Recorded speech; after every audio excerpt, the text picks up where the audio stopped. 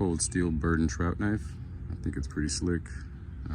Let's see, made in Japan using Osage steel, which is phenomenal given the price point of like 17 bucks on Amazon. So it's a utility blade, and just for size reference, I wear a size large glove. A size large glove fits me like a glove, and that's about how big that is. But yeah, it's pretty slick. You're able to do most cutting tasks, like if you're fishing, for example, bird and trout, you can gut a fish, tie your lure, finish doing whatever you're doing, and put it away. It's got that handy little ring. I don't know, I dig it.